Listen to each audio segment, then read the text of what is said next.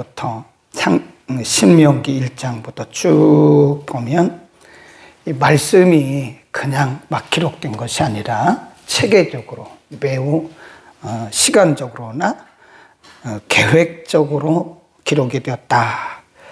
오늘 본문에 보면 하나님께서 모세에게 그리고 여호수아에게 각각 말씀을 하세요. 모세에게는 이렇게 말씀을 하십니다. 14절에 보면 여호와께서 모세에게 이르시되 너의 죽을 기한이 가까웠으니 여호와를 불러서 함께 회막으로 나오라. 내가 그에게 명을 내리리라. 모세와 여호수아가 나가서 회막에 섰다. 그래. 하나님이 40년 동안 애굽으로부터 모세를 통해서 큰 일을 하셨죠. 이스라엘 백성들을 이끌고 홍해를 건넜죠. 그리고 근 40년 동안 그 어려운 광야를 잘 통과하여 왔죠. 이제 요단강을 건너서 하나님이 약속하신 가나안 땅에 들어가면 되는데 하나님은 모세에게 너는 여기까지다 라고 말씀하세요. 모압 땅에서 말씀하시기를 너는 여기서 죽을 것이다. 그리고 너의 후계자는 여호수아다. 이렇게 말씀하시는 거죠. 사실은 모세가 하나님의 그 말씀을 들었을 때는 굉장히 충격이었을 거예요. 이스라엘 백성들을 끌어서 인도해서 나이 80에 그것도 애굽에서 끌어서 어려운 그 광야를 다 지나갔다고요. 그리고 모압에서 좀 있다가 요단강만 건너면 하나님이 약속하신 그 땅, 꿈에도 그리던 그 땅, 약속의 땅 아닙니까? 그런데 하나님께서 모세에게 말씀하시기를 너는 여기까지다 라고 말씀하세요. 너는 여기서 죽고 너의 뒤를 여호수아가 이을 것이다. 한번 다시 보세요. 14절 그런 말씀입니다. 여호와께서 모세에게 이르시되 너의 죽을 기한이 가까웠으니 여호수아를 불러서 함께 회막으로 나오라. 내가 그에게 명을 내리리라. 그래요. 그 다음에 16절로 갑니다. 여호와께서 모세에게 이르시되 너는 너의 열조와 함께 자려니와 이 백성은 들어가 거할 그 땅에서 일어나서 쭉 말씀을 하죠. 그게 16절에서 너는 여기서 죽는다. 그런 말씀을 해요. 그리고 쭉 내려가 보면 23절에 동시에 하나님께서 여호수아에게 말씀하십니다. 23절 여호와께서 또 눈의 아들 여호수아에게 명하여 가라사대 너는 이스라엘 자손을 인도하여 내가 그들에게 맹세한 땅으로 들어가게 하리니 마음을 강하게 하고 담대히 하라. 내가 너와 함께 하리라. 사실 여호수아도 깜짝 놀란 거죠. 모세도 깜짝 놀란 거고 여호수아도 깜짝 놀란 거죠. 하나님이 두 사람을 다 부르신 거예요. 어느 날 하나님이 모세와 여호수아, 그러니까 모세에게 말씀하기를 여호수아를 데리고 회막으로 함께 나오라. 같이 있을 때 말씀하신 거죠. 모세에게는 너는 여기까지야. 그리고 여호수아에는 내가 모세를 이어서 백성들을 이끌고 약속의 땅으로 들어가게 할 것이다. 그래서 우리는 이걸 뭐라고 하냐면 사역의 체인지, 사역자를 하나님께서 이렇게 바꾸시는 거죠. 모세가 굉장히 훌륭한 이스라엘의 지도자입니다. 그러나 하나님께서 모세를 통해서만 일하시는 건 아닙니다. 하나님께서 모세를 통해서 일하실 부분은 거기까지예요. 모압 땅까지. 그리고 그 뒤는 하나님께서 예비하신 여호수아를 통해서 일을 하신다. 그러니까 하나님 말씀하기를 여호수아에게 두려워하지 말라고, 여호수아 1장에도 보면 마음을 강하게 하라고, 담대히 하라고. 사실 여호수아도 어느 날 갑자기 하나님의 음성을 들은 거예요. 여호수아는 눈의 아들로 평생 모세의 시종입니다. 시종이란 말은 오늘날로 말하면 조교예요, 조교. 그냥 모세 옆에서 심부름했던 심부름꾼이었는데 어느 날 갑자기 하나님이 여호수아에게 말씀하기를 내가 후계자야. 내가 모세의 뒤를 이어서 이스라엘 백성들을 데리고 가나안에 들어갈 거야. 그러니까 모세도 얼마나 놀랬겠어요. 여호수아도 얼마나 놀랬겠어요. 모세도 놀래고 여호수아도 놀래고. 그러니까 하나님께서 모세를 쓰시는 것은 거기까지고 그 다음은 여호수아다. 그러니까 여호수아도 놀랬겠지 않겠어. 그러니까 하나님 말씀하기를 놀라지 말라고, 두려워하지 말라고, 걱정하지 말라고. 내가 함께 할 것이고 내가 너를 떠나지 않을 것이라.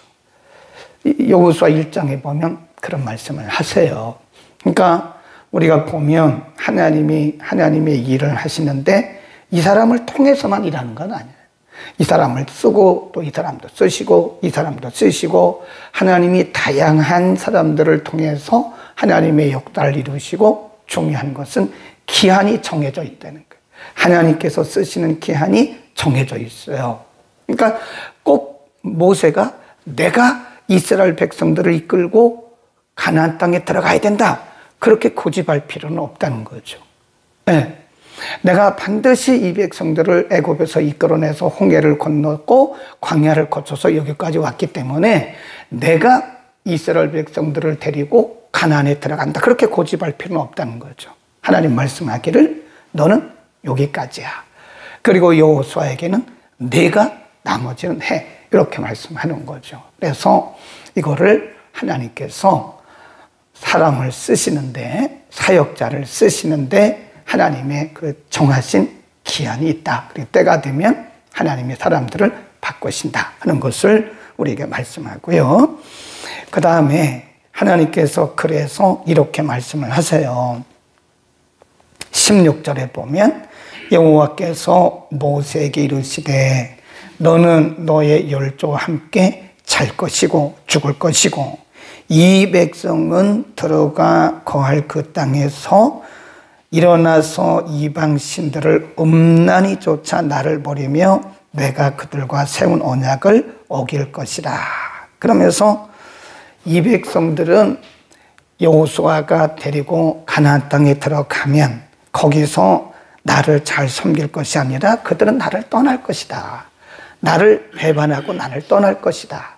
그래서 모세에게 말씀하기를 내가 죽기 전에 좀 이렇게 좀 해달라. 그 말씀을 하세요. 쭉 가보면 19절 그러므로 이제 너희는 이 노래를 써서 이스라엘 자손에게 가르쳐서 그 입으로 부르게 하여 이 노래로 나를 위하여 이스라엘 자손에게 증거가 되게 하라.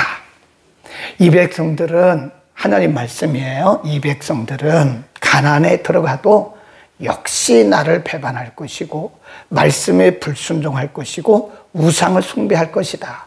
광야를 지나오는 때처럼 이 백성들은 역시 불신앙적인 그런 모습으로 가나안 땅에서 살아갈 것. 그러니까 지금 내가 말하는 이 말씀들을 노래로 지어가지고 이 백성들에게 좀 들려줘라. 하나님의 부탁이죠. 모세에게. 그래서 그 말씀입니다. 19절은 그래서 모세가 22절에 보세요. 모세가 그러므로 그건 빠졌어요. 그러므로 모세가 당일에 이 노래를 써서 이스라엘 자손에게 가르쳤더라.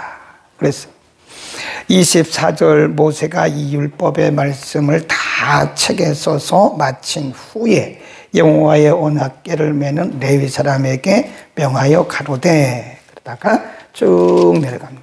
27절 함께 읽습니다. 시작. 내가 너희의 패역함과 목이 곧은 것을 아나니 오늘날 내가 하여 너희와 함께 하여도 너희가 여호와를 거역하였거든 하물며 내가 죽은 후에 이리랴. 그래서 하나님이 모세에게 부탁을 하셨고 모세는 그 말씀들을 노래로 지어서 책에 기록했어요. 그리고 백성들에게 말하기를 너희는 근본적으로 목이 곧은 백성이야. 내가 이렇게 살아있을 때도 너희가 하나님을 떠나고 말씀에 불순종했는데 내가 죽은 후에는 얼마나 더 하겠냐. 그러면서 하나님을 대신해서 모세가 이스라엘 백성들에게 말씀하는 거죠. 거기 보세요. 27절 다시 읽습니다. 내가 너희의 패역함과 목이 곧은 것을 아나니 오늘날 내가 생존하여 너희와 함께하여도 너희가 여호와를 거역하였거든 하물며 내가 죽은 후의 일이랴. 너희 지파 모든 장로와 유사들을 내 앞에 모으라. 내가 이 말씀을 그들의 귀에 들리고 그들에게 천지로 증거를 삼으리라. 그래. 그리고 또 이렇게 말합니다. 29절에 보면 내가 알거니와 내가 죽은 후에, 모세가 하는 얘기예요. 내가 죽은 후에 너희가 스스로 부패하여 내가 너희에게 명한 길을 떠나서 여호와의 목전에 악을 행하여 너희의 손으로 하는 일로 그를 경록케 함으로 너희가 말세의 재앙을 당하리라. 그들의 미래를 예고하고 있는 겁니다. 참 가슴 아픈 일이죠. 하나님께서 그렇게 말하라고 말씀하셨어요. 모세에게. 이 백성들에게 말해라. 너는 여기서 죽을 것이다. 이제 모압 땅에서 너는 죽을 것인 내가 끝까지 너의 사명은 뭐냐면 가나안 땅에 들어가서 이 백성들이 나를 섬겨야 되는데 이 백성들은 근본적으로 목이 곧은 백성이라. 여기서 했던 것처럼 너희는 가나안에서도 그렇게 할 것이다. 너희는 거기서 재앙을 당할 것이다. 이 말씀은요 32장 33장에서 계속되는데 그러면 하나님께서 왜 이렇게 부정적이냐 이렇게 말할 수도 있어요. 아니 하나님이 그러면 뭐로 백성들을 이스라엘 백성들을 여호수아를 통해서 가나안 땅에 들어가게 하시는가. 요단강을 건너게 하시고. 근데 가만히 생각하면 하나님 왜 그렇게 이들이 목이 곧은 백성이라서 범죄하고 하나님을 떠나고 우상을 숭배하다가 하나님의 재앙을 받을 것 같으면 그럼 하나님 뭐로 이 백성들을 가나안 땅으로 인도하여 드리게 하시냐고. 이렇게 우리가 부정적으로 볼 수도 있는데 하나님의 의도는 그게 아니에요. 하나님의 의도는 바꿔요. 이게 반어법이라 그런 겁니다. 너희가 지금까지는 그랬지만 앞으로는 그래서는 안 된다는 것을 강조하기 위해서 이제 반어법을 쓰시는 거예요. 만일 너희가 여기서 이렇게 하다가 재앙을 만났는데 만일 너희가 가나안 땅에 들어가서 그렇게 하면 너희는 거기서 지금보다 더 큰 재앙을 만날 거다. 그러니 정신 차리라는 거예요. 정신 차리고 가나안 땅에 들어가서는 그런 일을 하지 마라 라고 하는 것을 반어법을 사용해서 더 강조하는 것이다 하는 것을 우리가 꼭 반드시 기억을 해야 됩니다. 하나님의 마음이에요. 하나님의 마음은 하나님이 약속하신 그 가나안 땅에 들어가서 이스라엘 백성들이 정말 하나님이 약속하신 그 축복과 은혜를 누려가며 살기를 간절히 원한다는 거죠. 그 중심에 뭐가 있어요? 말씀이 있는 거예요. 말씀을 떠나면 그래서 하나님 뭐라고 그랬어요? 모세에게 거기 보면 다시 보세요. 책에 써서 이것을 그들에게 들리라고 그러잖아요. 19절에 그 입으로 부르게 하여 이 노래로 나를 위하여 이스라엘 자손에게 증거가 되게 하라. 그래서 이 말씀들을 24절에 보면 율법의 말씀을 다 책에 써서 마친 후에 이 율법책을 언약궤 옆에다가 항상 보관했다. 그러니까 이들이 가나안에 들어가서 하나님의 약속하신 하나님이 예비하신 그 은혜와 축복을 누리느냐 누리지 못하느냐 하나님께서 이들에게 미리 말씀하신 대로 그 땅에 가서 재앙을 받느냐 이것은 하나님의 말씀에 달렸다는 거죠. 하나님 수없이 말씀하신 신명기 28장에서도 수없이 신명기 28장 15절부터 68절까지 장장 긴 절을 통해서 하나님 그들에게 너희가 말씀을 떠나서 나를 멸시하고 말씀을 무시하고 이 계명들을 너희가 지키지 아니하면 이런 재앙을 만날 것이라고 그렇게도 상세하게 15절부터 68절까지 말씀했잖아요. 그것은 하나님이 그들이 저주받기를 원하는 게 아니라니까요. 너희가 거기 가서 말씀을 어기면, 내 말을 무시하고 멸시하고 말씀대로 살지 않으면 너희는 이런 일을 당할 거니까 조심하라고 하나님께서 말씀하신 거죠. 하나님의 마음은 우리가 하나님의 은혜를 받고 하나님의 축복을 누리는 겁니다. 하나님의 자녀인데, 하나님과 우리는 아버지와 자녀의 관계 아니에요? 어떤 부모가 자식이 잘못되기를 원하는 부모가 어디 있습니까? 이 세상에 있는 부모들도 다 자기의 자녀들이 잘 되기를 원하죠. 하나님은 더 하시죠. 하나님은 하나님의 자녀인 우리들이 정말 이 땅에 사는 동안 은혜 받기를 원하고 복 받기를 원하고 하나님이 예비하신 은혜와 축복을 받아서 누리고 이 축복과 은혜가 다른 사람들에게까지 흘러가기를 원하는데, 그것은 그냥 되는 게 아니라 하나님의 말씀에 달렸다는 거예요. 하나님의 말씀대로 사느냐, 하나님의 말씀대로 살지 않느냐, 이것이 판가름한다는 거예요. 그러니까 우리가 아무리 말로 하고 아무리 생각으로 해도 우리의 행위가, 우리의 행동이, 우리의 삶이 말씀을 벗어나면 하나님의 그 은혜와 축복과는 상관이 없는 거죠. 그래서 우리는 늘 생각하기를, 그리고 평생 기억해야 할 말씀이, 하나님의 말씀은 생명이라는 거예요. 생명. 우리 보세요. 이 기차가 철로를 벗어나면요, 늘 기차는 철로 위로 다니잖아요. 그러니까 그것이 당연한 줄 알아요. 그건 정상이죠. 그런데 기차가 철로 위를 벗어나는 것을 뭐 한다고 그래요? 탈선. 이 선을 벗어났다. 탈선.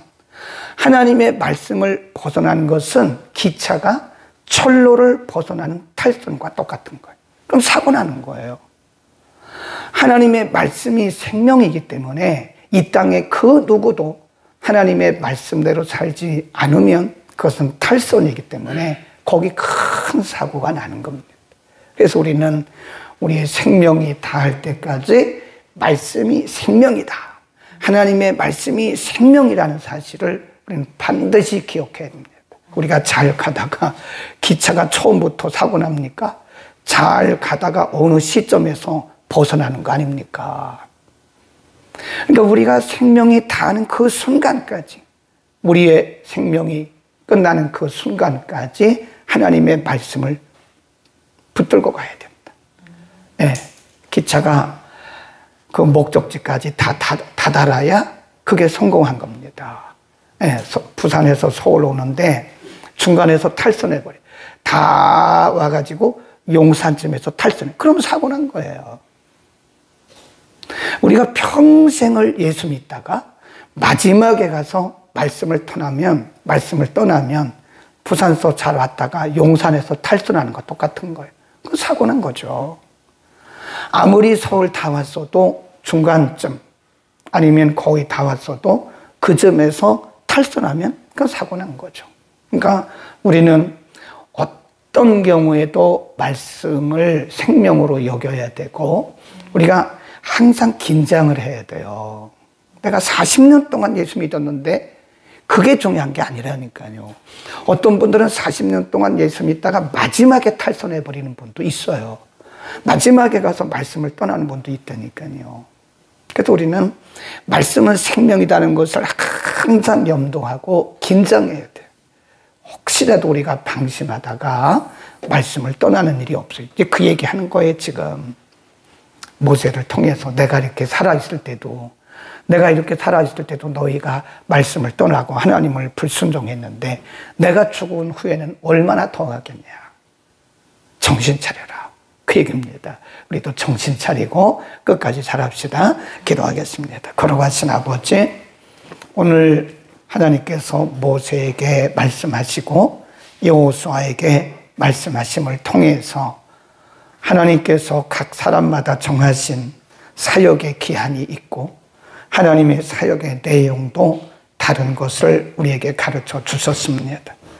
모세가 40년 동안 고생하고 어려운 과정을 거쳐서 광야를 지나왔지만 하나님은 그에게 가나안 땅은 주시지 않았고 모압 땅까지라고 말씀하셨습니다. 여호수아에게는 어느 날 갑자기 내가 모세의 뒤를 이을 후계자라고 말씀하셨습니다. 하나님께서 우리에게 맡기신 사역이 무엇이든 얼마이든 하나님이 맡기신 기간 동안 최선을 다해서 모세처럼 충성스러운 주의 일꾼들이 되게 하옵소서. 모세가 살아있는 동안에도 말씀을 떠났던 백성들에게 그들이 가나안에 들어가서는 그렇게 하지 말 것을 강조하기 위해서 그들의 목이 곧은 것을 한 번 더 강조하면서 끝까지 말씀을 생명같이 여기라고 말씀하셨습니다. 하나님, 우리가 끝까지 우리의 목적지까지 말씀 붙들고 말씀을 생명으로 여기면서 끝까지 갈 수 있도록, 잘할 수 있도록 하나님 우리 모두를 붙들어 주시고 은혜 내려 주옵소서. 하나님, 우리 가운데 한 사람이라도 말씀을 소홀히 여겨서 말씀을 떠나는 자가 없도록 말씀을 생명같이 여기는 마음을 우리 모두에게 허락하여 주옵소서.